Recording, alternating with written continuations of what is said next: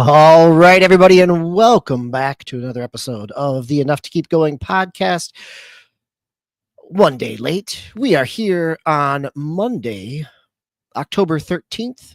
It's a holiday weekend here in the States, so we are coming just a little delayed here with a day late. Usually we come to you every Sunday evening with a mix of what we've been playing and a wrap up of the game headlines and news stories that we feel are worthwhile to talk about.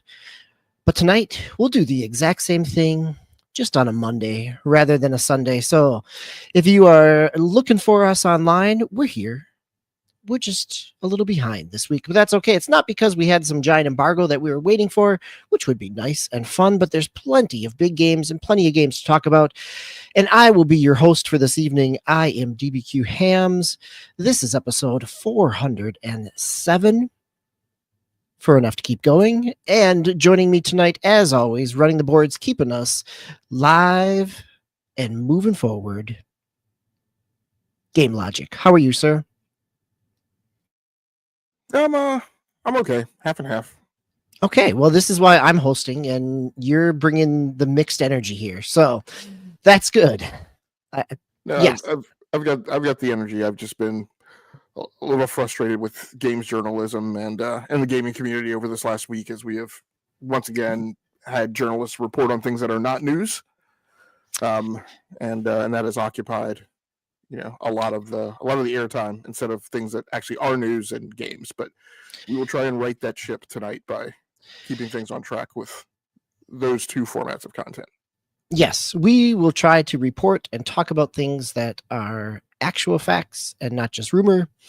There's always good rumor and speculation, and it does make for some good headlines and some good SEO. But here on Enough to Keep Going, we're going to talk about what is factual and reported. It doesn't mean we might not delve into some speculation or some commentary from time to time, but that's why you love us. We've been doing this for 10 years at this point. Whoa. Let's not date ourselves. No, that's right. Fair enough. Okay. Yes. No, I'm just kidding. When I think back about just how long this has been, because it hasn't been 10 years. It's been longer than that, in a variety of the turn of the century. Yeah, it does in some capacity or another. Yes, it has been a long-standing engagement, and we are glad if you have any recollection of that, because chances are, depending on the day, we might not. But we are also glad to have you here. If you find us, feel free to join us every Sunday evening at 8 p.m. Eastern Time. Glad to have you in the chat. We appreciate your commentary, your sarcasm, and your fact-checking of us as well. But for the most part, we try to fact-check ourselves because we have so much to talk about, and it's so easy to get sidetracked. So let's go ahead and dive into what we've been playing this week. As we do every week, we'll talk about some big games that have been in our rotation or new releases. Then we'll hit some headlines and wrap up with anything else that's been in our gaming rotation for the past week. Game Logic, I'm going to start here because I was traveling this past weekend, which meant I brought my Switch along with me, or was playing some Switch games. And I picked up the release that came out just this past week, Absolum. Absolum is a roguelike 2D brawler. It's by .emu, who I was just talking about last week in terms of Marvel Comic Invasion. .emu and Guard Crush. There we go. Guard Crush is one of the developers of Streets of Rage 4, along with .emu. So this being a 2D brawler, it is a very tight 2D brawler. Actually, it's an incredibly satisfying 2D brawler in terms of the combos. Harken back very much to Street Fighter 4. Has kind of that art style of that animated it's not pixelated. It's very hand-drawn animation. It's incredibly smooth, crisp, very, kind of a realistic Dungeons and Dragons cartoon. Just pops on the screen, and it's a lot of fun, but the reviews are absolutely correct. It is also punishingly hard in the early stages, and I'm still in the early stages. So you make like most roguelikes, you make your way through, you're getting individual power-ups that last you through the run, but then you're also collecting crystals that can open up and unlock abilities as for kind of the ongoing meta progression of the game. And in a kind of true 2D side scroller, beat 'em up, that you have a choice of characters to play as. You have two characters to start off. One is kind of a I guess a assassin, has some range attacks, but also a sword. And then you have a dwarf. You can unlock two other characters as well, so a total of four characters. One of the things that this does that is kind of unique in the roguelike genre, as Ta was talking about Scorn a few weeks ago as a co-op roguelike, this is a co-op roguelike as well. Woo. Sorry about that. If you caught the video, I just had a great sneeze, and if not, then my mute button worked just fine. But this is it fits so appropriately in terms of a 2D beat 'em up that you can play couch co-op. It also has online co-op as well, so you can drop into other games. You can party up. It is only 2 players, so even though there's 4 characters, it's only a 2-player co-op. And it reminds me a lot of a game that I really enjoyed from 22, Tunchi, which was made out of Peru. It was a 2D brawler, roguelike, kind of set in the Amazon rainforest, and you were making your way through and had a lot of kind of Peruvian myths and legends and culture wrapped in it. And it kind of captures. That was the last time I had played a roguelike 2D beat 'em up, and I can remember talking about it on the show at the time, and I still stand by it because it's been echoed in a number of reviews for Absolum. Is the 2D beat 'em up, brawler from the 90s, or the arcade brawler, is a really great fit for a roguelike, because that's basically what you were doing when you were popping quarters in. Like, you were progressing your way through. You weren't necessarily unlocking more things. You played until your quarters ran out, and maybe you got to the boss. Maybe you got to, a later stage, but you were, running it back again and again, just increasing your skill. And that fits very well in a roguelike, and it fits very well in Absolum. And it requires some skill, like making it way through some of the stages, and the general enemies are pretty straightforward. They have a number of different attacks, some range attacks. They've got some blocks. You have a couple of different attacks as well. But then when you get to the bosses, they have, at least early on, it's hard to stay alive with them. That they've got plenty of strength, plenty of special attacks, some unblockables. So here, if you're watching the video stream, this is Absolum that Game Logic pulled up. It's a beautiful game, and it is super fluid in its combat. And that's really what is keeping me coming back to it, is this tightness of a classic beat 'em up. And, getting discouraged at a boss, I will, as we said at the top of the show, don't date ourselves, right? Like, this is very much, and I'm probably more willing to forgive this because I grew up in a time when I played a lot of arcade brawlers, and dying at a boss was just something that happened. And so having this happen in a roguelike it isn't soul crushing in terms of some roguelikes. You can start to see, because the combat is as tight as it is, you do have a dash move and a parry move, and it's not so much like a parry like in a Souls game, but the parry and the dash are combined together. So you can either, if you're dashing forward, you're kind of parrying an attack, or you can dash backwards and out of the way.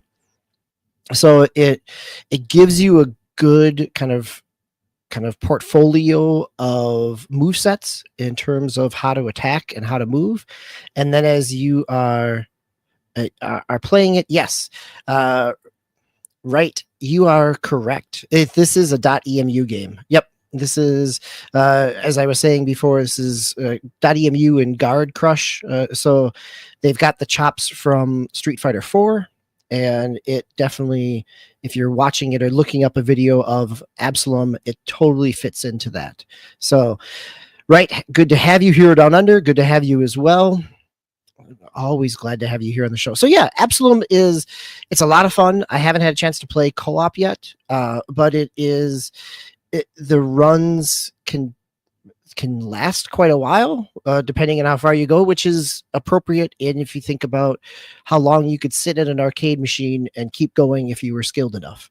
But there are also times when, the first couple of runs, I was done and out within 15, 20 minutes. And then as I continued to unlock a few more skills, get a better sense of the combos, that I was able to kind of keep going. So it's incredibly enjoyable in terms of just a tight combat if you enjoy a beat 'em up and brawler. And it is $25 regularly. It's on sale right now with a 10% off for the first kind of 2 weeks of sale. So DBQ, can you go a little bit into like what are your basic controls? Like what is your like array of movements and stuff in this game? Like Sure. Jump, punch, like so you've got melee, is it ranged? You've got a jump, you've got attack, a standard attack, and it's melee attack. You have kind of it's not exactly a heavy attack. It depends on your character. That like the assassin will use a sword in a big slashing. You have more of like an area of attack. So one button is your quick melee. Then you have kind of a area of attack, melee, or depending on your character, and that kind of stretches out a little bit. You also have a power meter that starts to build up that you can unleash a special attack, and depending on your character, that special attack will do different AoE effects. And so you've got a jump, a dash, special attack, basically a light and a heavy to some degree, but not necessarily in that same kind of 3D kind of God of War aspect of a light and a heavy. So those are your basic moves. If you walk up to an enemy, you can grab them. You've got some, combo pieces there. It is similar to Streets of Rage, where you've got a combo meter that, you can juggle people in the air and keep some of those hits going. Even as an enemy is defeated, if you're still juggling them, you can, and the combo attacks give you money as well. So there's an incentive to kind of combo well, because then the money in a roguelike fashion, you'll come across spots where you can purchase either health upgrades or additional weapons or other types of things to keep going through. Does that help in terms of the general back and forth? Yeah, and I apologize because I'm doing all the production stuff in the background. If you cover this, so the online co-op, did you talk about that, like in terms of like what side by side couch co-op, local co-op looks like versus online? Yeah, no, I hadn't talked about it. Couch co-op is basically you're just dropping in and playing like you would in Castle Crashers. Online co-op does something interesting because it's a roguelike and you're leveling up, and as you level, you'll unlock more abilities. And so they do some level averaging, and they kind of walk you through this in a few menus as you get into the online mode as well. So the example they use is that if you're a level 20 and you're playing with somebody who's a level 50, it will merge you down into, it'll bring you up to level 30, level 35, so that it kind of helps offset the power differential as you're going through. So you have lobbies that you can drop in and seek somebody out. You can set up a lobby, you can open up your game. So there's ways to, granted, I was playing this on Switch and the lovely infrastructure of Nintendo Online, right? But there are ways to pair up and friend up and squad up, or to drop in with randoms as well. And it is crossplay, right? That's a good question. I believe it is. Yeah, I think it is because it's out on it's out on PlayStation, Switch, and PC. It's not out on Xbox, and I do believe it is all cross progression or cross play, not cross progression. Right? You're not carrying over from one platform to the other, but online you're playing with people on multiple platforms. Yeah, that's actually super interesting. I hadn't thought about the cross progression. I mean, but I guess I'm assuming that a small outfit like this doesn't have like a .emu like account. No. Yep, you're not logging into any account. I mean, I think one of the things that's nice is that it really is easy to pick up and play. That because of kind of the brawler aspect, it's easy to jump into. You're not, waiting to ping a server and everything else. So I was able to play offline as I was traveling. So it's nice. It's a tight package. I think the criticisms of it being kind of overly difficult in some of the difficulty spikes exist. I certainly experienced that. I think I've read some reviews that talk about the game starts to really open up 5 to 8 hours in as you've unlocked more abilities and can kind of bring a whole lot of other things to combat. But I would say I don't feel like I'm at that stage yet, and I know I'm not more than probably 3 hours in. But I'm really enjoying the combat because it is so tight. Like I think that's one of the benefit things that for me as a brawler fan, you can have squishy combat that tries to kind of mirror classic 2D brawlers, and you can kind of continue to evolve the genre. And I think .emu and Guard Crush have done that with not only with Streets of Rage and Shredder's Revenge, but also with this game as well, in terms of really nailing the tightness and the fluidity of combat. And talk to me a little bit about the roguelite aspects. Like, how does that handle that in co-op? Like, is it waiting for you both to die, and then when you both come back, like, how does it handle? I mean, and just as we're now on the four steps of, I can't even remember what the Housemarque game is called now, the Solar or whatever the game is. Like, they've put a very, very big emphasis in that last state of play that you're coming back and you're coming back stronger. Yes. How are they handling that in this game? So I think because it's co-op, there is the ability to revive, but it's a window of time. And are you able to? And I don't think you were using the term this way, but when you said revive, it gave me a momentary impression. Like, are you able to revive your partner when you're playing through? Yes, right. So the co-op person has the potential to revive you. I believe it's also. I will be honest and say the times that I died in in playing co-op, we both died at bosses. And so it was challenging to get the revive up and going because you're getting hit pretty hard and frequently because a boss will spawn ads and everything else as well. But yes, there is you have a window, you have a period of time where your co-op partner can bring you back. Okay, very cool. All right. Well, yeah. Thanks for indulging me in my 2D beat 'em up enjoyment. But let's go to a full-on big open world game. And I'm glad you picked it up. Yeah, go ahead. Before you scroll over to me, I just want to yes, it's a 2D beat, but this is a huge manga game that is. Yeah. Oh, yeah. It's gotten great reviews. Yeah. It is. Yeah, I think it. I mean, it's not just I mean, it is an indie game, but it's an indie game that had a high profile. It's an indie game that has gotten great reviews. It's up in the. I think in OpenCritic and Metacritic, it's in the top 5 of the year at this point. And it's doing a whole lot right. Yeah, go ahead. Well, this is going to be a rough year, and my big fear is it's gonna potentially be unfortunate and maybe a little heartbreaking. Like, so with all the Game Award shows, it's going to be interesting to see how we treat indie this year. more and more and more and more, like when that label first started being applied, it was strictly applied in the business sense. Do you have a publisher, or are you self-publishing?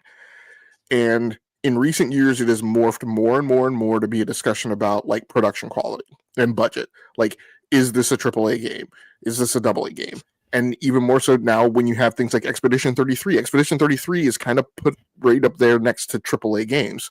You might have some people arguing that it's AA, but it's at the top of AA, and those waters have really become muddied. So when you look at something like the Game Awards that has historically had one indie as the nominee of 6 in the Game of the Year awards, like what does that look like this year? So you have Expedition 33, you have Blueprints, you have Absolum, and I want to say there's another indie game that has been hugely popular this year that I'm forgetting right now. I mean, I guess you would say Hades 2, right? Is the potential right. of being up there as well. And I think it is challenging because something like Absolum.emu is a publisher of it, while also being part of the development team. And at this point, .emu has published a number of other games. So you're right. It really has kind of changed what we consider indie games is not necessarily self-published. It is more of a smaller genre. So yeah, Hero Down Under says about Expedition 33 being AAA, but definitely on an edge with AAA, or AA with an edge of AAA. Hero Down Under, Borer, thanks for being here as well. So yeah, I think it will be interesting to see, because there's plenty of big games that have come out this year or are coming out this year, right? But my dogs are excited about AAA games. That's for sure. Wow.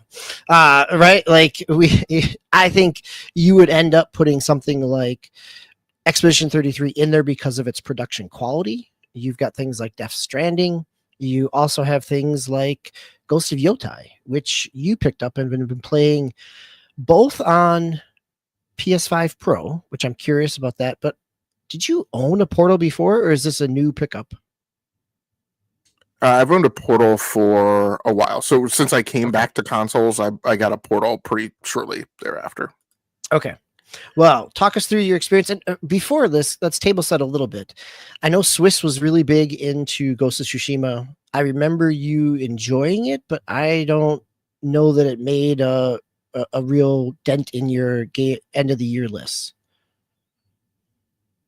Yeah, I can't because this generation I have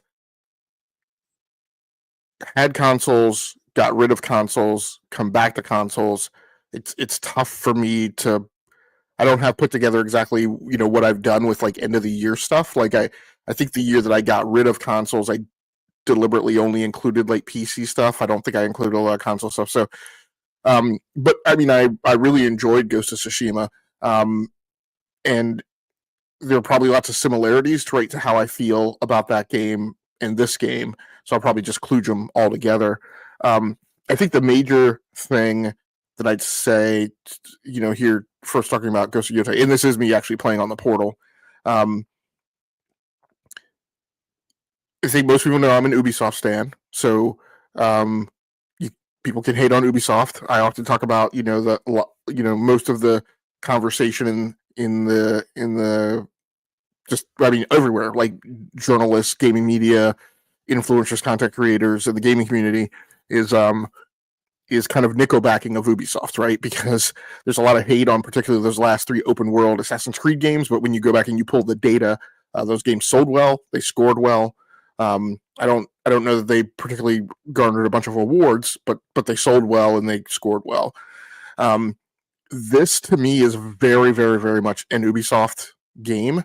But it is an Ubisoft game that has certain design elements where they have acknowledged and recognized what some of the problems are with Ubisoft games and why people have their problems with them. And I think that they've invested in certain design elements that skirt away from that, so they keep the best elements in and get rid of some of the things that allegedly frustrate people. I apologize. I haven't had banners rolling here. This is looking pretty good if you're playing on the portal. Yeah, no, of course. From your capture, it looks really good. Now, of course, I'm playing on the portal, but the PS5 is actually running, and the game capture is actually on the PS5. Okay, so it's pulling right from the PS5 Pro. Okay. Yes, yeah. Now this is down-resed because the game. I mean, the game running on the PS5 Pro is running in 4K because I am playing in quality mode. It's sending it over to the portal, which is 1080p, but of course the recording is at 1080p. So, take that, what you will. From a graphical perspective, I'm very happy with the graphics. And big boy console wise, I'm playing on a PS5 Pro. First of all, the physics engine I think is very tight and incredibly well tuned. Cutscenes are very graphically impressive. If you play PlayStation games, in particular like Naughty Dog style games, that there is this way that the game looks in cutscenes, right? And then there is a very clear, like when you're in engine, down res, I would say down texture, really, from what you see in the cinematic cutscenes. So in some ways, and of course, this is running on the Tsushima engine, as far as I know. I haven't really dove that deep into it, but I assume this is running on the same, engine that Tsushima was on, and so I feel like I would have, playing on the PlayStation 5 Pro, I would have liked a little more higher fidelity in the texture mapping that's applied to the character models, particularly in the facial features when it's in engine. But that's, it's a relatively minor thing. But the game is gorgeous, and in particular, like I said, to me, it's more how the game is playing from a physics perspective. All of the environmentals that are going on, like all of the like small bits, like you see as I fell down the trap, all the little bits of debris. That's, of course, that's all like being tracked and rendered right in the particle engine. In game, and so it's fairly amazing that this is all happening, at 60 frames per second, 4K.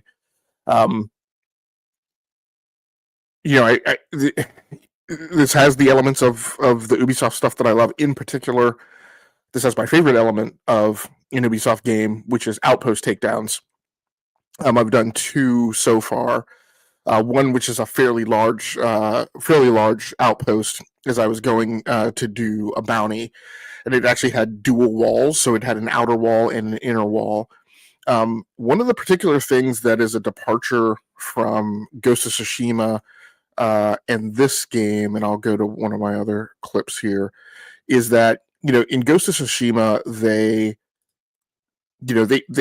as you go in for outpost takedowns, like they recommend for you to be stealthy and listen and tag enemies and yada yada yada. Like, I haven't seen those tutorials pop for me in this game, and I think that there's kind of a very subtle undertone of Atsu being a very different character than Jin, and there being kind of in the design language, they're kind of communicating to you that that Atsu's approach is just to go in and play at Bogart, right? Jin was a samurai who hated all of like the ninja stuff, the stealthy stuff. He was like, no, I'm really supposed to like, go up and take somebody on face to face. But of course, like as the game starts, you're, crawling underneath huts and crawl spaces and, trying to stay out of sight. Like this game, I don't even remember it popping on the screen to remind me to hit like the crouch button, like when you're in high flowers and high weeds and stuff to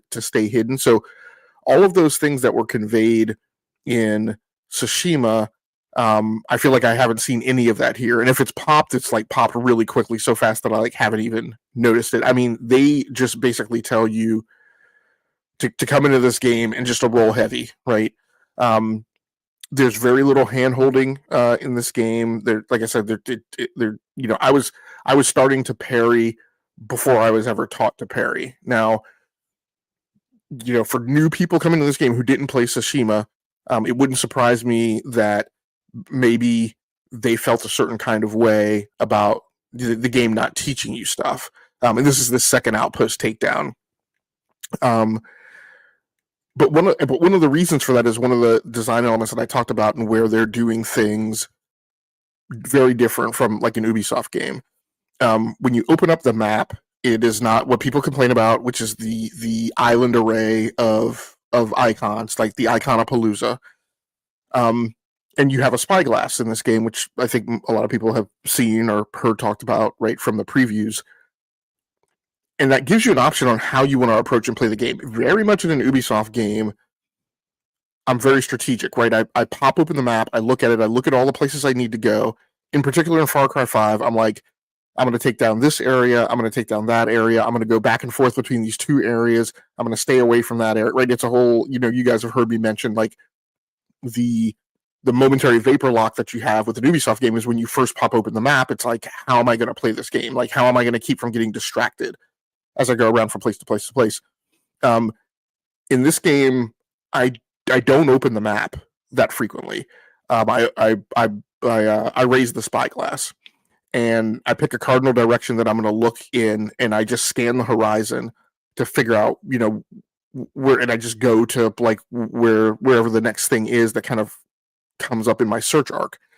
And the exception to that is when I go after bounties. Like when I go and I pull down a bounty, it tells you what area the person was last seen in, and then I'm like, okay, and then I like open the map and I track that, and then that's the direction that I head. But there's so much more communicated freedom, and it's not necessarily mechanical freedom, because they give you a map, you could open up the map, you could play it like the way that you play everything else, but that's just not the way that I tend to approach it. And like I said, I think that there's like a subtle that's conveyed via like a very subtle incentivizing you to do that. They don't tell you to play it that way. They really leave it up to you as far as player's choice. And like in here, this is the opening scene, and this communicates to me, I think, the way that they expect you to play. You walk into this village, you're not hiding, you're not stealthing, like you just boldly stroll through the middle of this village. And you'll see, she's gonna walk up and pat the horse, and it tells the horse, hey, don't feel bad, these guys are sorry. And then she turns over to the guys and like, you are sorry, right? It's very much like if you've ever seen like Jack Reacher or things like that, it's kind of like, okay, you guys asked for this, right? So it's pretty impressive, and I think one of the most enjoyable things is from a combat and a progression perspective. You have the option to go around the map and acquire combat abilities however you see fit. And so, because I was like scanning the horizon and deciding where to go, I went to Mount Yotei, which we saw earlier in a clip, and found the guy that has like that gives you like the dual katana skill, which requires some training that you have to go through. So I acquired that very, very early in the game. Hero Down Under's here. He mentioned, he and I were on Twitter. He mentioned to me that, he had acquired the bow, and literally like right after I saw that message, like within the next couple of hours, I also like went to the place and acquired the bow. And I think you saw earlier, I had acquired fire arrows, which is like an upgrade that you get from the bow. Talking to Brap earlier this week, he was like, how'd you get fire arrows? Right. So as people are having this conversation about this game, we're all having different experiences. And so it's very much kind of like that Baldur's Gate 3 moment in time and zeitgeist that we had. But the difference is in Baldur's Gate, things were kind of encapsulated based on what chapter you were in. Whereas in this game, it's so much more wide open, right? In terms of the different experiences that people are having. So I'm having a blast playing this. It's a wonderful moment in time in terms of, we've talked on the show how I've been like into gas games. It's a great moment in time though, where like there's lots of people, lots of my friends who are all together playing this single player like cinematic narrative experience, and we're all having different experiences. We all have like this big conversation that we can have like around this game. So yeah, it's I'm not ready to say, and I probably would never say, like Expedition 33 is definitely like the favorite game that I've played this year, but there are differences in what Expedition 33 provides and this game provides that that will eventually evoke a conversation of just kind of like, depending on what mood you're in and what mode you're in, like what are you looking for, and in that way, one of these games may hit you in different ways, right, than the other one will. Yeah, I love that idea of it is a single player narrative game, but it's a wide enough story path that you can all have kind of varying experiences. So Hero Down Under, as you talked about, he's been in the chat trying to, sharing some of his experiences and where he's at with it. I think Borbor talks about the differences in the main character here in Yotei versus Jin in Tsushima, and the morality differences. So I think, and the fact that you can engage in these conversations to share the stories that you're creating, right? Like, a part of a good game, as we've said plenty of other times across different genres, is it's not only the story that the developers are telling you, but it's also the story that you create. And having both of those be engaging, right? Like, oftentimes it's one or the other. You get a linear narrative driven experience, or you get this kind of immersive sim aspect where you are creating or branching past, where you get to be the one kind of changing the story and writing it. And here you get an engaging narrative, but also a variety of experiences. And just watching the combat and hearing you talk about it, like, it looks smooth. I can see spots where you time that parry right, and times when you don't quite, and you get the notification on screen in terms of that you took a hit, but that the combat feels very fluid and looks incredibly cinematic in the process. Yeah, and that's probably the last thing I'll mention. And again, this was a conversation that I was having with Brap a little bit earlier today. We have this pretty significant bifurcation in a game like this, in an open world game, between mainlining the campaign and side missions. And we've also gained like this intuitive kind of gag reaction, right, for some of us when you hear side mission. Great, Scott. Like the side missions in this game all feel very organic. They all feel very much of the world. They all feel very deliberate. They all feel like they were handcrafted. And I want to say, I think I saw. I may not have. I think I saw. Or no, I think I heard this in the interview. I think in the interview that the creative director, and I can't remember who the other person was, with Podcast Beyond, the IGN PlayStation podcast, what they mentioned was that, we could have done side missions. We could have generated, we could have written a script to auto generate a bunch of stuff and just changed a bunch of the variables, right? Just made them configurable.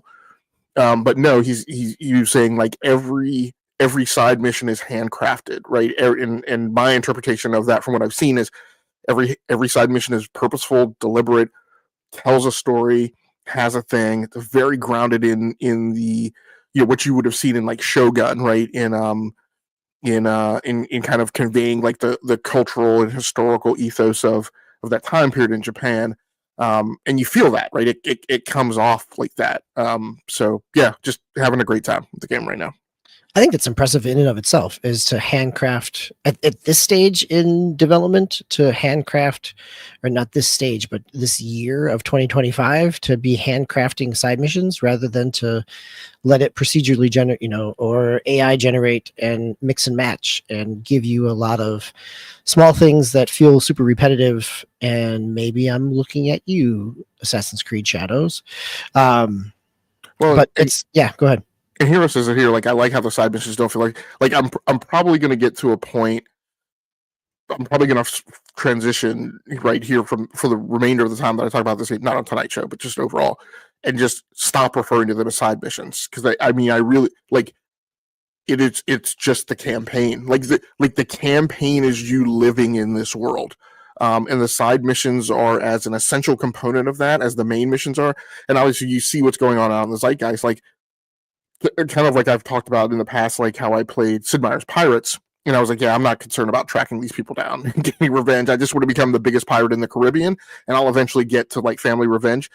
And you see people talk about that. Nobody's chasing down the Yotei 6. Like, I see so many people who are like, I've only killed the first dude, right? Like, or you know, yeah, I've killed 3, but they're not. They have no regard for chasing down the other 3. So it is, you know, we're gonna see how this kind of comes out in terms of how people, you know, what the uptake on this is. But that's my feeling is, right. People are just, and my mutuals I've commented on Twitter. Like, people on my friends list on the PlayStation Network have 20 hours, 40 hours, 60 hours. You know, some of the people who are in the live chat now know Crossfire, Mooch's show, and I was just on Mooch's show last Thursday. Mooch is playing heavy hours in Battlefield, but is still mustered like 20 plus hours, right, in Ghost of Yotei.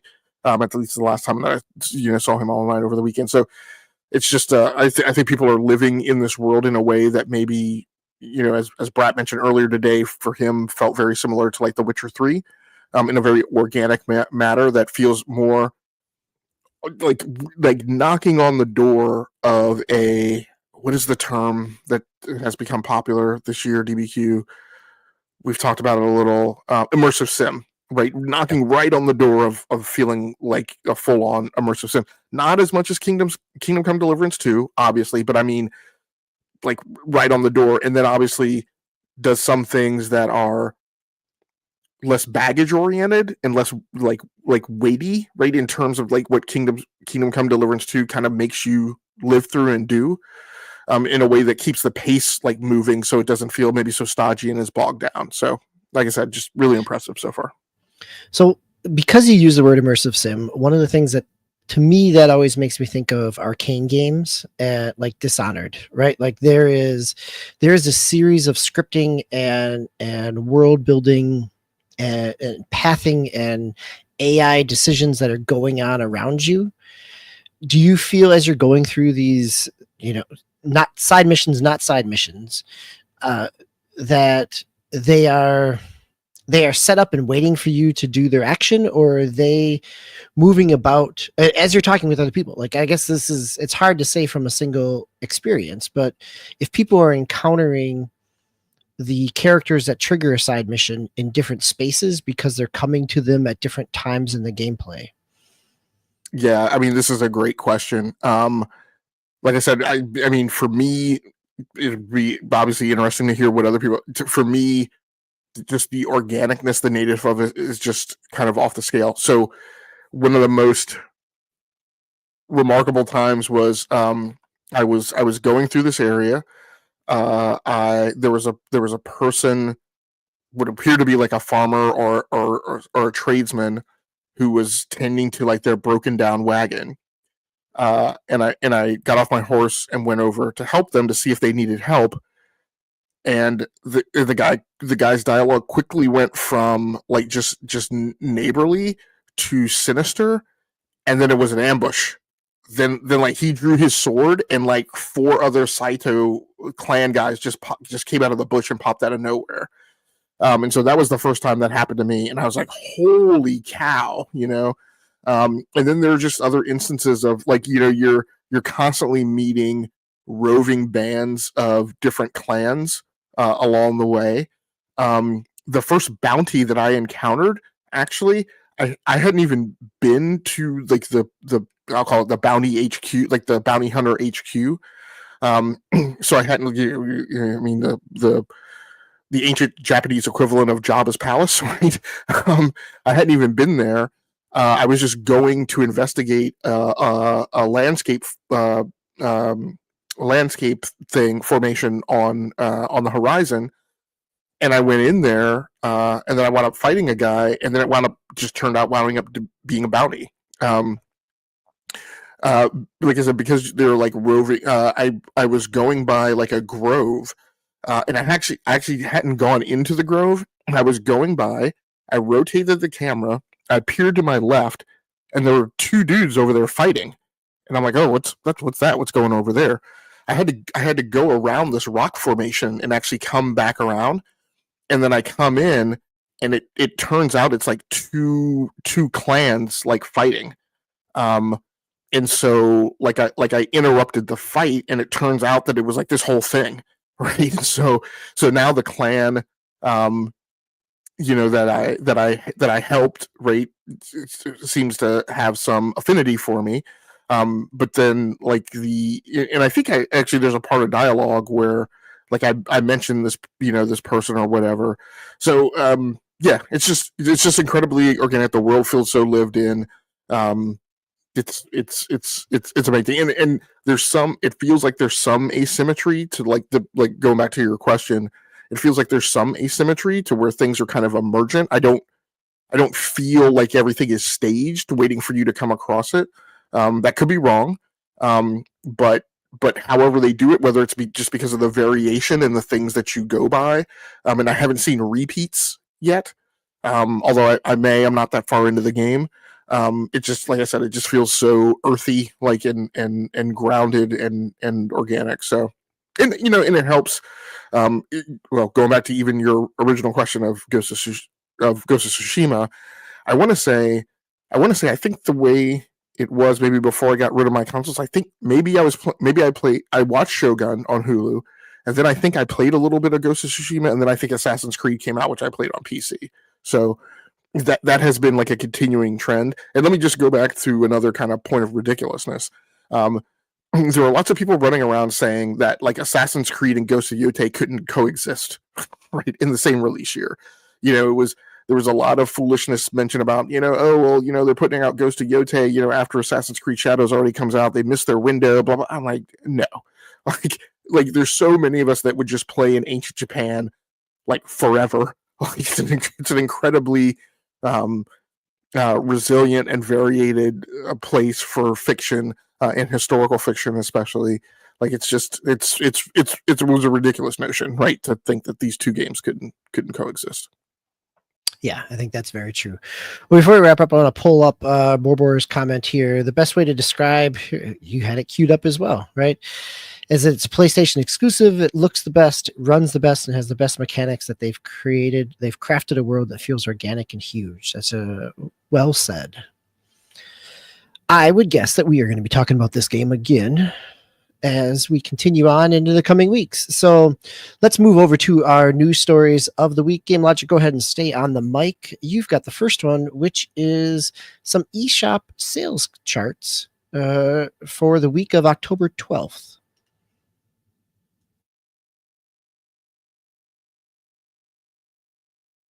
Okay, yep, this is a news story over on Nintendo Everything by Brian. When I go into reader mode, I can never see these guys' names or the site that it's on even. The latest Nintendo Switch 2 eShop charts for the week of October 12th, 2025 are now available, just like we saw on the Nintendo Switch 1 rankings. Pokemon Legends ZA leads here as well. Other new additions include Yuko Replay and Little Nightmares 3. And this is the full chart. So Pokemon Legends Hades 2 comes in at number 2. And I think we saw this too with, unfortunately Tal's not here tonight. He is the Pokemon expert. What was it the last release or 2 releases ago that like the Pokemon package was like, there were 2 different packages, which obviously you had Scarlet and Violet. So the last kind of mainline one had 2 SKUs. So it's in the Legends one, similar to Legends Arceus, where there is only 1 SKU of it. And then you get the upgrade pack, which is if you are already have purchased it on Switch 1 and buying the upgrade pack, there is what this leads me to be. Now, this says that at the top of the list, it's the Nintendo Switch 2 edition. Was there a Switch 2 and a Switch 1 edition for this? Yep, this is one that's dropping on both consoles because it was announced before the Switch 2 was announced. So similarly to what Metroid Prime 4 will be, is that there will be a Switch 1 and a Switch 2 edition. Be interesting to see the differences in the performance, certainly between them. But my guess would be like people that have multiple Switches in terms of both the Switch 1 and Switch 2 within their household or in their living space. They may have purchased the ZA on Switch 1 or plan on purchasing it on Switch 1, but also buying the upgrade so that it can play on both consoles.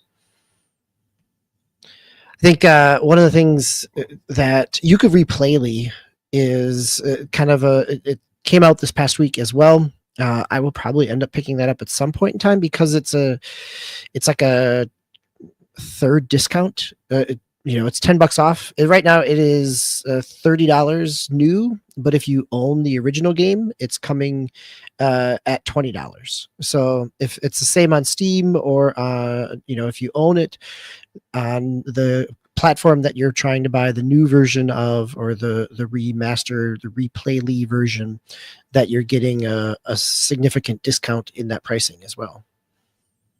So is it your suspicion that, what do you think is going on here? Like, help me out. So this is Pokemon Legends ZNA. It's available on both Switches. There are 150 million Switch Ones out there. So,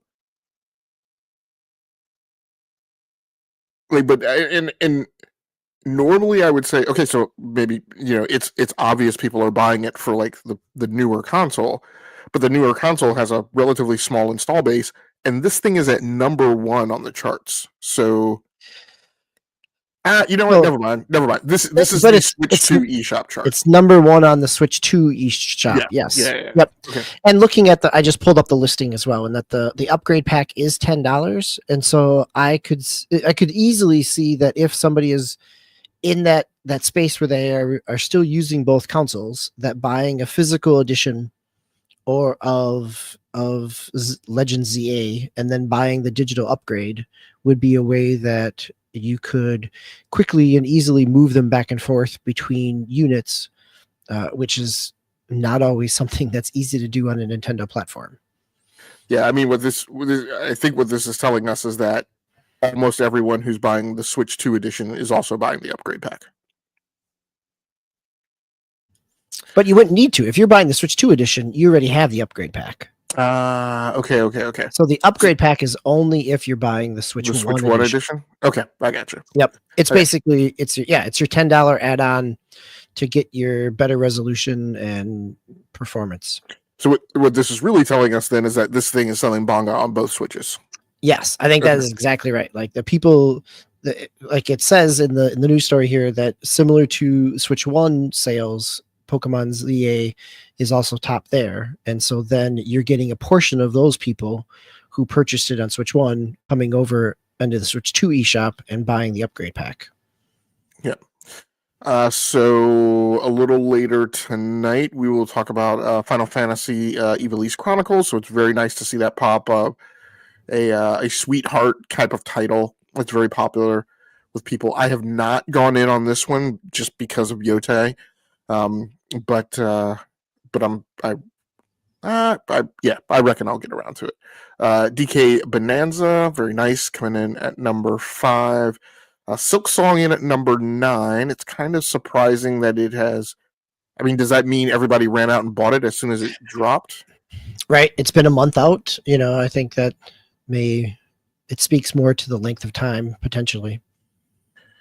So good to see Mario Kart World coming in at number 10. There was a lot of scuttlebutt about, that game not charting in the initial weeks of Switch 2 dropping because so many people bought the bundle, but that, there was this belief that maybe Mario Kart World wasn't as interesting, by itself, but it's interesting to see it getting some traction there.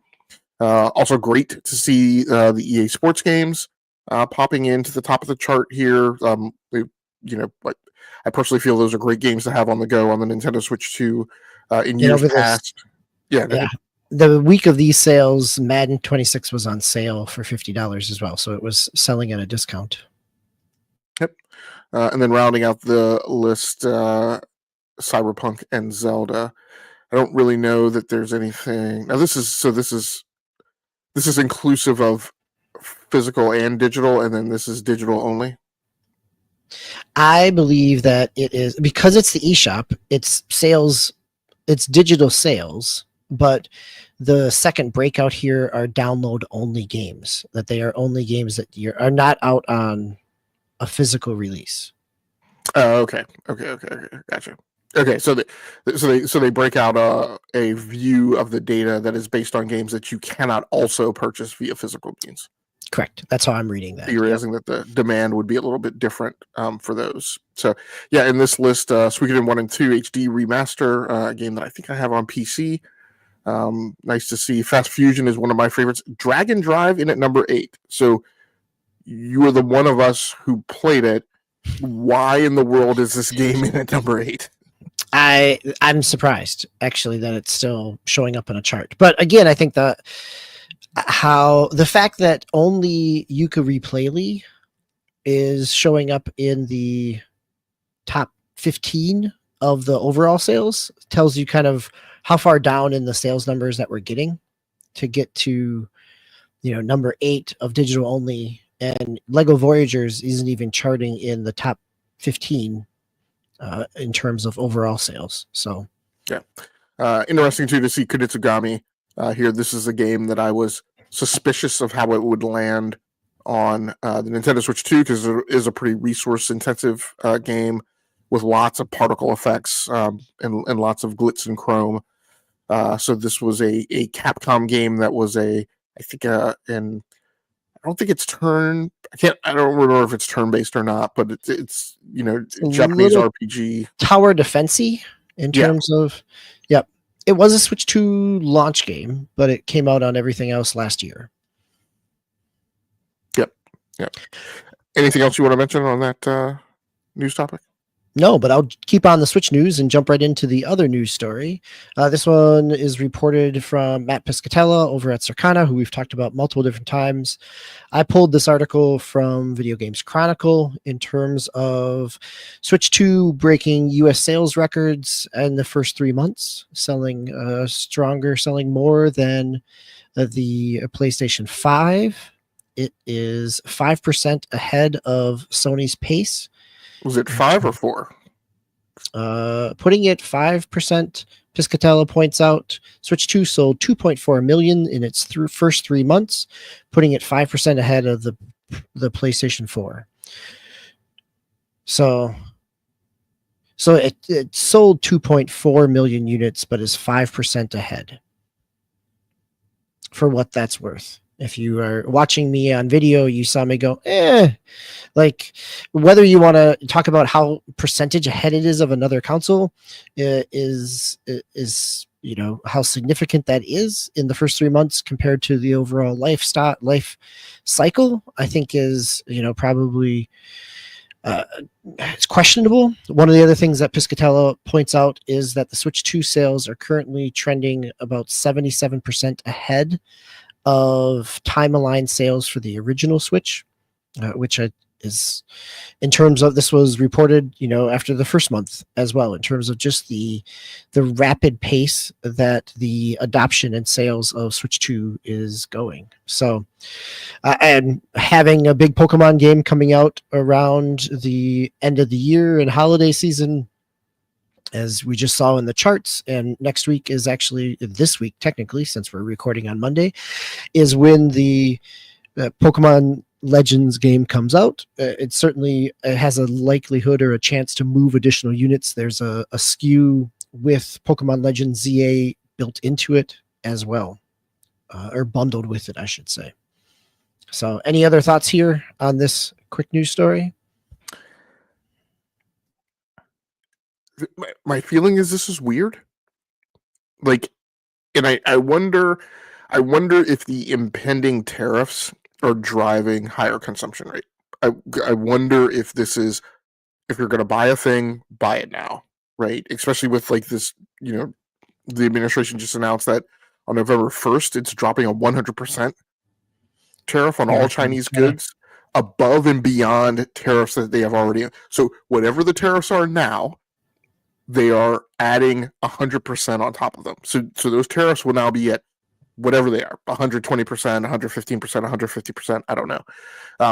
So I do wonder, but again, talking to Brapp earlier this week, he asked me if he should buy a PC now, and I had told him to wait because the mid-gen refresh for the RTX 5000 cards, is supposedly in the winds. Supposedly they've had product, the AIB vendors have had product for a while. And they've been told to get them ready. They were told that a few months ago. So it looked like they were going to come out Q4 of this year, but maybe it's going to be Q1 of next year, and that's why I told him to wait.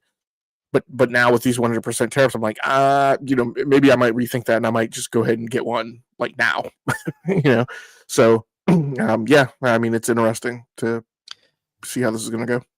Well, let's use that computer hardware speculation and recommendation to segue right into our next news story around Asus and AM5 motherboards.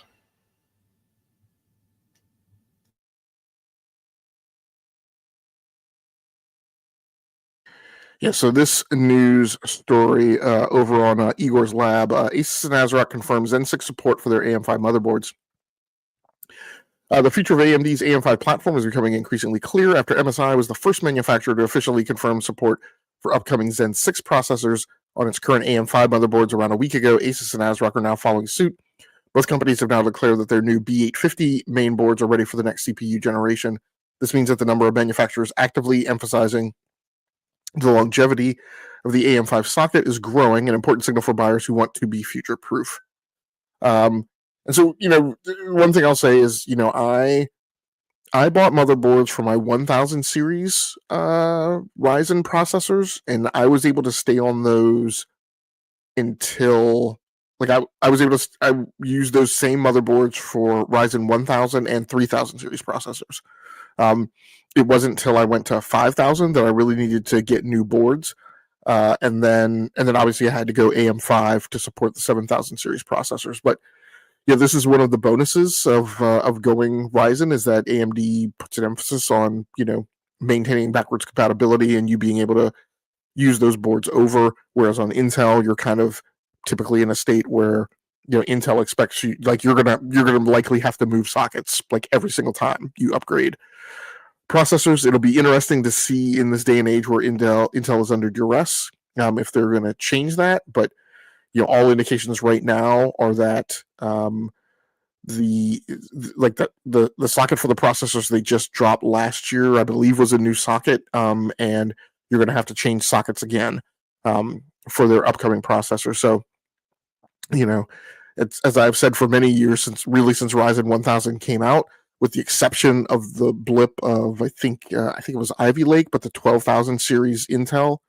processors, to me, there's never, I don't know why you would build on an Intel processor. But this is good. We're hearing more and more vendors. I've seen these, again, it was just MSI, then it was MSI and Asus, then now it's MSI, Asus, and ASRock. So it'll be interesting to see if this continues, and hopefully everybody follows suit. Of course, what this may require is that you do a BIOS upgrade, and so if you've never done one of those before, it is I would still say it's a scary process. It's not scary like it used to be back in the day, where you used to have to pull the BIOS update onto a floppy disk, and do all these weird gymnastics to to boot your board from floppy disk, and it was one shot. If it didn't work, your board was dead, and it was highly unlikely that you were going to get it back. Things are a little more resilient now, and there's a lot more automated. Usually there's subroutines applications on the motherboard itself that will flash your BIOS, and there are ways to recover it that are a lot easier these days. But that would be something I would get myself familiar with if you plan on rolling your board over and keeping it through the Zen6 generation of CPUs from AMD. All right, let's move on to our next story, which ties back in. We've already talked a little bit about Assassin's Creed Shadows, as we've been talking about Ghost of Yotei. But here we get another nice synergy with our Nintendo news stories. So go ahead, Game Logic, take us through this leak. Yep. So this news story over on Kotaku, Assassin's Creed Shadows for Switch 2 accidentally leaks in the wild. I've been on record as saying we don't normally cover leaks on this show, and we don't. But this is an issue where it was a retailer that leaked it, so it's not like somebody was hacked or whatever. Assassin's Creed Shadows hasn't officially been announced for Switch 2 yet, but a new leaked retailer listing all but confirms it. It'll be the second big open-world blockbuster to arrive on the new Nintendo console from Ubisoft, following Star Wars Outlaws' arrival back in September. Like that sci-fi stealth adventure, the physical version of Assassin's Creed Shadows on Switch 2 will be a game key card. That shouldn't be too surprising considering its size on every other platform is over 100 gigabytes. The Alchan listing that leaked the apparent port doesn't confirm a release date or price, though it seems a good guess it'll be $70 and potentially arrive before the end of the year. That's what I would expect too.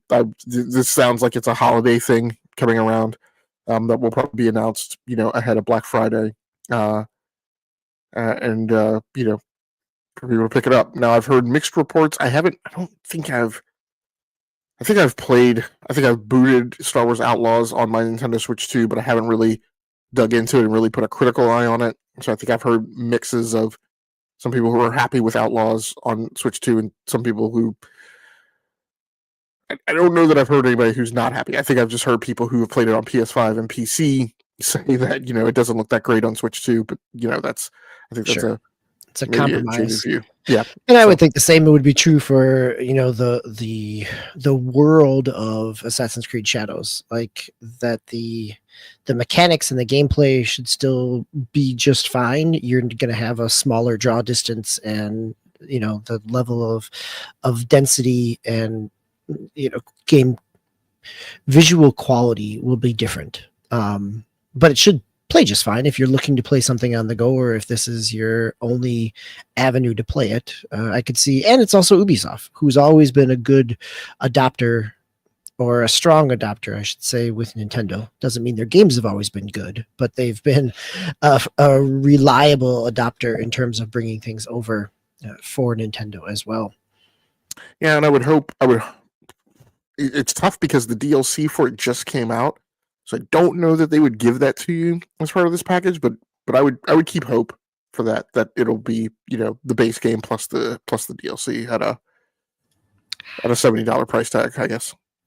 We'll see. I think one of the things that made it easier to do that with Outlaws is that it was over a year-old game at this point, or was about a year-old game when it came.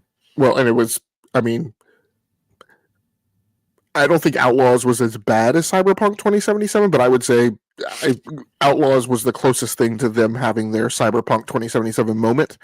Yes, it definitely took until 3 months after the release, 4 months after the release, until around the holiday season when they released their kind of big kind of new version of it. All right, let's hit our last news story for the week and round out, head into our third and final segment. So Game Logic, you've got one here around Netflix and adding some more things to its gaming offerings. Yeah, so this isn't of particular interest of mine personally, but it has been a story that, just because of the way the news cycle has gone, has popped up in our agenda. And so now I feel like we're obligated to kind of keep track of it. And it may very well be an indicator of like how things will eventually go in the industry. I would rather us track it from actual tangible objective news than speculation and predictions. Netflix is finally, where did I say I got this from The Gamer. Netflix is finally letting subscribers play games on their TVs, and it's kicking things off with the latest Lego game. Josh has been playing video games for longer. This news story, I think the news story is that Netflix is adding some functionality to its gaming on TVs. Like Netflix, you've been able to play on mobile. One of the things that I took issue with this news story is you have been able to play Netflix games on your TV. You just had to use a controller or your remote control to control things. They've been relatively simple. They've been text-based, or have smaller controls. Some of the Atari Recharge things. It's been a while that Netflix has had games on TV that you could play.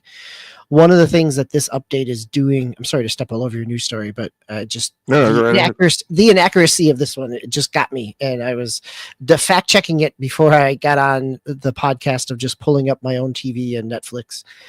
What it launched today, and what it does is it turns your phone into your controller. So depending on the game, it will turn your phone into the controller. And so for something that's a big kind of movement based game, that could be problematic. But for something like Lego Party, which is a Mario Party type game where you're doing button presses or moving in one direction or the other, it's not, it's not a full on 3D world type of thing. It's a smaller kind of, basically they're finding ways to kind of jackbox some of their games, or even I would say the the Intellivision that Tommy Tallarico was trying to bring back, that was going to be a box that could use controllers as or use your phone as controllers for simplification. So to make an attempt to give the story some credence as news, I want to say my quick read of it, with you filling in the blanks, is that while yea verily this functionality may have existed before, that this is the moment in time that it is rolling out as a programmatic thing, right? That this is now going to be the normal modality. Yes, and I think, as Hero Down Under is pointing out, that this is a worldwide release at this point. It has been out and release in different sectors throughout the world at different points in time, as they kind of tried to, like many other things, right? Testing it out in different markets. What I would equate to this to is this is the way that Xbox Cloud Gaming, right, was in beta, and you could sign up and you could access it via iOS and Android, and then there was a moment in time where it actually became a feature set that you were paying for, right, in a tier. And like I said, the modality was normalized. And I want to say we had a news story a couple of months ago where there was an interview, I want to say on the Game Business Show, Christopher Dring's show, where the Netflix executives were interviewed, and this is one of the things that they mentioned, that they were shifting to this controller paradigm being on your phone, so that again, it was a lessening of a barrier, right? That it was, yeah, I think that was native.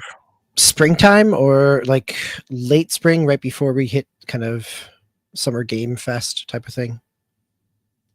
And like, look, I mean, I'm not telling anybody to be impressed with this, right? What I'm saying is, like, this is a caterpillar inch crawl, right, of things that people are trying to do, and let's keep an eye on it and see where it goes, right? Or if this will just be, another fizzle pop. Well, I will say, like, the timing from Netflix has the potential to resonate well with families who are looking to have some gaming together, right? Like, we just got done talking about 2 weeks ago and a week ago, talking about Xbox Game Pass, increasing their tiers and their prices on their tiers, and that even at the lowest tier of $9.99, you do get cloud gaming. But if you're if you are not somebody who is comfortable with a controller or playing a whole lot with a controller, but likes to dabble, I could see that Netflix gaming could be a gateway, because many people already have it subscribed. And if there's nothing that is catching your eye as you scroll down, maybe suddenly the games actually do. Yeah, I'm not saying I'm right. I'm trying to play, like, if I was going to pitch this in a boardroom, like, I could see where somebody could successfully pitch it. Whether or not it lands is a whole different conversation.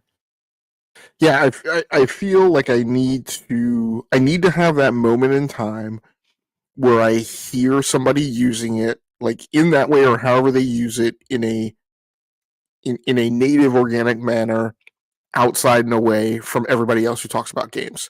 Because I feel like so many of the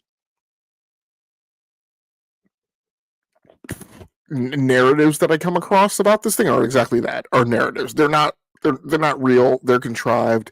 They're an effort to make a thing out of a thing. It's very much like the television industry tried to make a thing out of 3D TVs, and gamers tried to make a thing out of VR, right? That it was going to be the wave of the future. Right. I mean, people talk about this stuff. To chase. Yeah.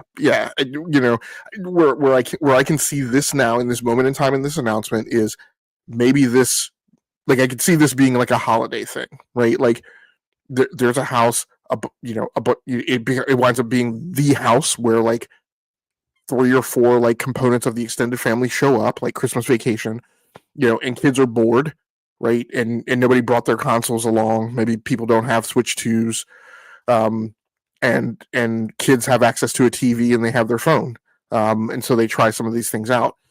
The Sure. thing that's Well, curious, I yeah, was go just ahead. gonna I was just gonna bring up, going back to the news story, of some of the other games that are coming during the fall, in addition to Lego Party, Pictionary, Boggle, Party, Tetris Time Warp, right? These are all things that would fit that model of potential use. Yeah, what's curious is I feel like this is again an encapsulated moment in time though, where the downfall of the PlayStation Vita was it arriving on the scene at this moment in time where the uptake on phones and tablets was big, and people were like, well, I could game on this. We're like, why would I go buy this additional piece of like separate hardware that's not a Nintendo thing when I have to have a phone? And also remember, this is back in the Android days too, where like literally there was a super giant big screen phone, a phablet, right, coming out every week, right? There were dozens of Android vendors running around making good phones, right? Like these days, like LG was in the game. We had the Essential phone from, like, there were lots more vendors. Like there's lots of vendors now, but they're all over in Asia. In the US, we have Motorola and we have Samsung, and that's pretty much it. Um, and so I feel like there was this moment in time where there was this kind of big hoovering effect going on in the mobile space, that we don't necessarily have now. But what I will say is, in that scenario that I described of like everybody comes over, right? Hey, we're going to Aunt Petunia's or whatever for for Christmas this year. I feel like a lot of those families show up with their kids having personal devices, though. Those kids have a tablet. Those kids have a phone. Those kids have a Nintendo Switch Lite. Those kids have maybe people are bringing along their Portal, right? Because we've just gotten into this mode now where we hand kids a device and we tell them to be in the corner and be seen but not heard. This is my experience on a family vacation this weekend of my family and 3 other families. My kids, who are older than the other families, pointed out that here's 9 kids and they're all, sitting together in different spaces on their own individual devices doing different things. Yeah, so that environment I feel like competes with this notion of the TV. I will admit, from what I've seen about it, like it's a thing that like you open up Netflix now, and like that rung of games is kind of can often be at the top of your queue.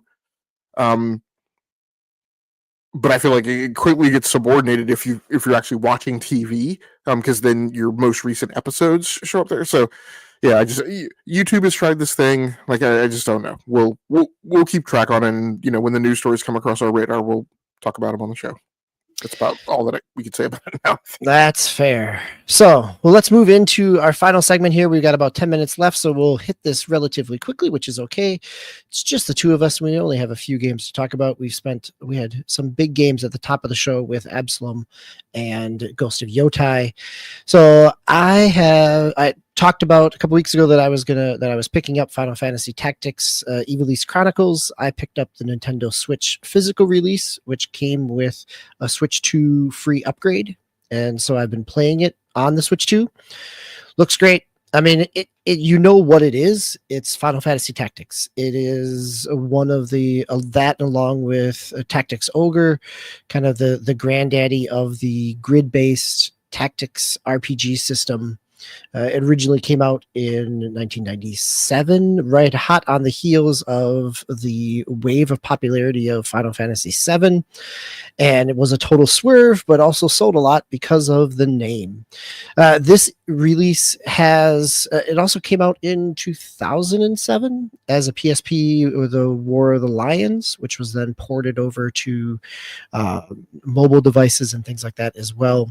This takes the script of War of the Lions, does a little bit of a pass with it in terms of getting rid of some of the old English. It's all voice acted.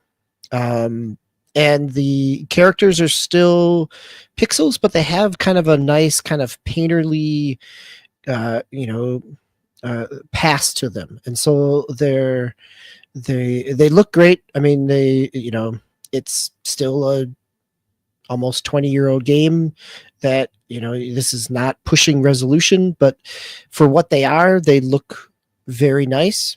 And this is ultimately, these types of games to me are big chessboards that you are moving people around and setting up moves and comboing. You have one of the things that it does is it has a lot of quality of life additions in terms of some save anywhere aspects. You've got, as you're moving around, before you commit to a move, it will show you kind of your percentage of hit chance and damage, which a lot of more games as this genre has gone on have adopted that, but the original Final Fantasy Tactics didn't do that. And so you have the ability to back out of a move once you see that. So that was not something that was available. It's added a lot of the sound novels that were in the kind of the world around the game and in the Japanese release. So a sound novel is basically, it's text with music. And it kind of gives you a whole lot more backstory. There's a lot of, similar to what Final Fantasy did with Final Fantasy 16, where there's like a world encyclopedia that gives you kind of the lore and the characters, because this game is synonymous with layers upon layers of characters and political intrigue, and it does a lot more to help somebody track that information that isn't simply, kind of powering through it, or somebody who is not online all the time reading about it. It allows you to kind of dip in and dip out and stay abreast of the game and the world itself. And so that's what I've been doing. I've been, treating it like play a few boards and go to bed. Like it's a nice kind of strategy chess RPG to wind down at the end of the night. So if you've enjoyed any type of strategy RPG or tactical RPG, this is one of the granddaddies of them all, and it deserves the title. And this is a great version of this in terms of not only making it more approachable, but also polishing it up, both in terms of story and presentation.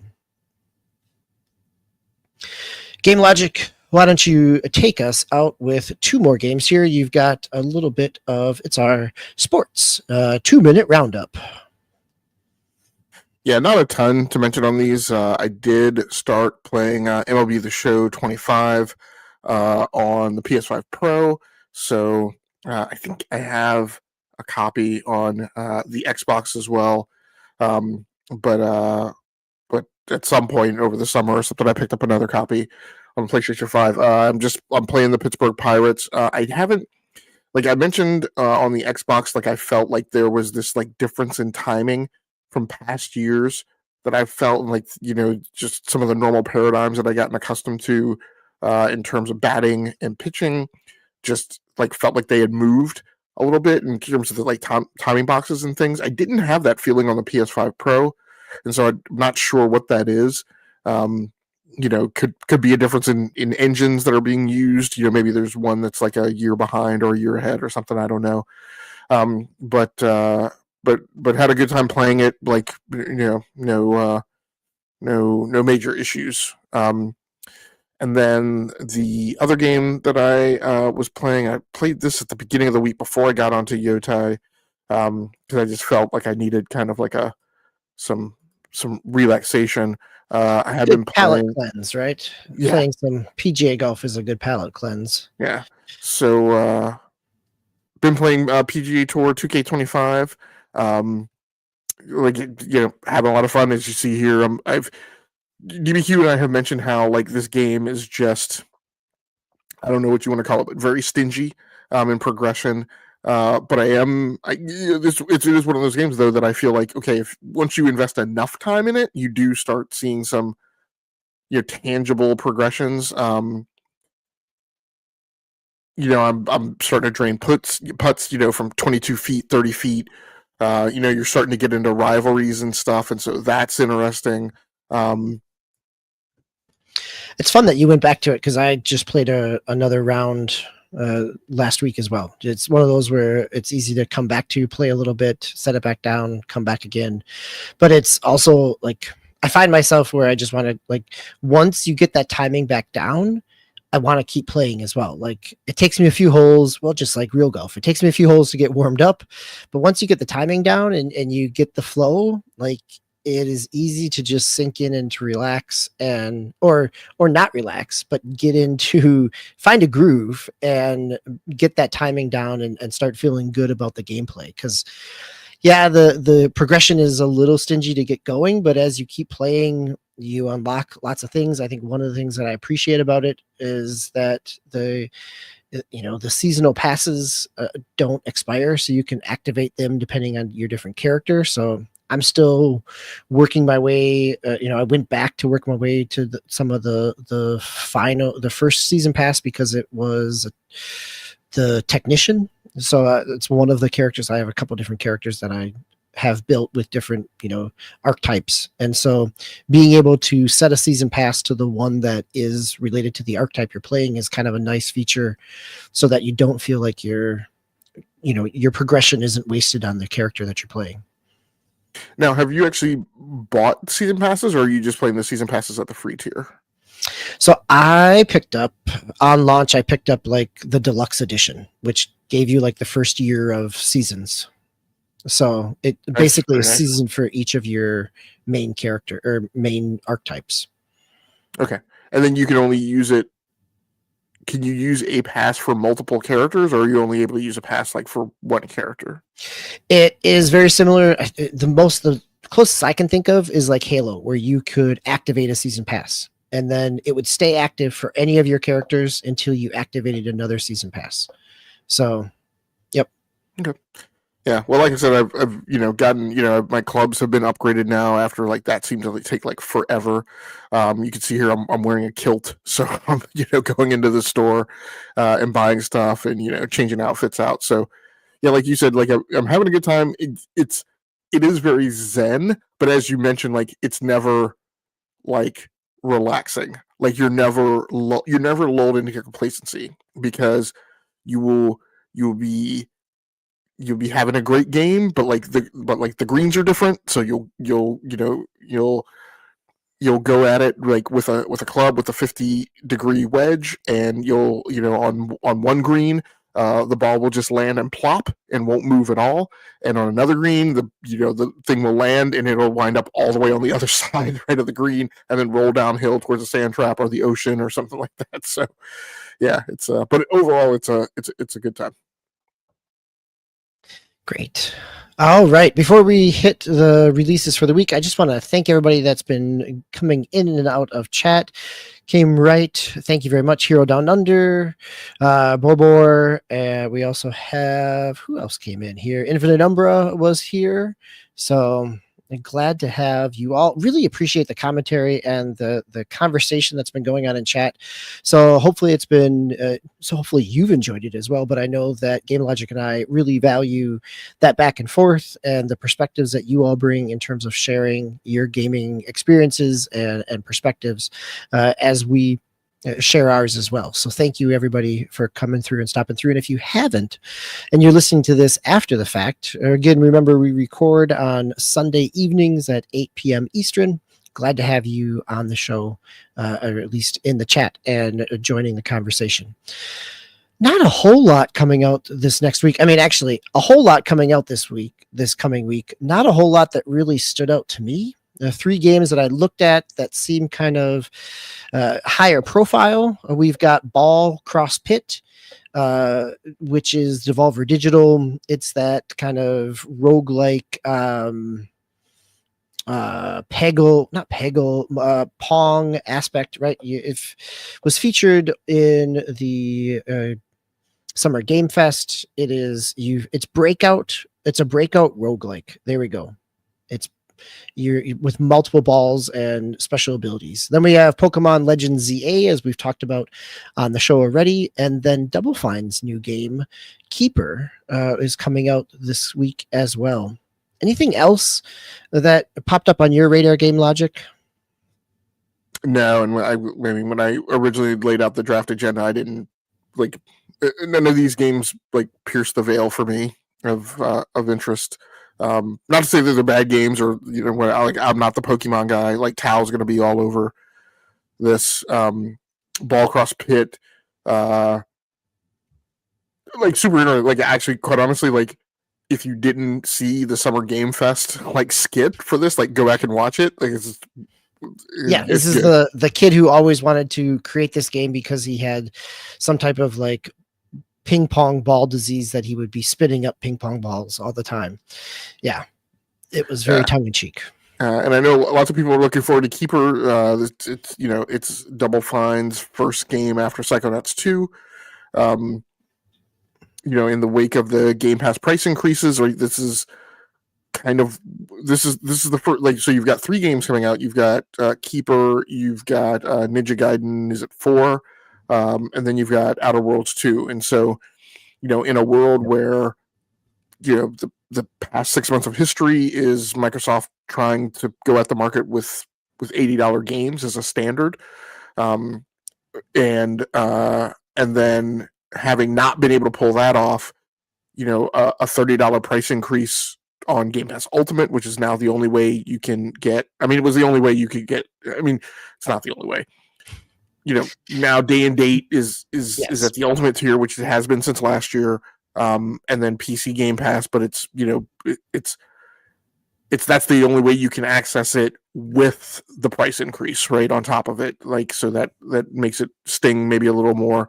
And so it's going to be an interesting testament, right, to whether or not how well that strategy goes. Like, do people keep the $30 Game Pass Ultimate, or stick with the PC Game Pass increase to $16.50, so that they could get access to Keeper, Ninja Gaiden 4, and Outer Worlds. That's kind of the test case that we're looking to see now.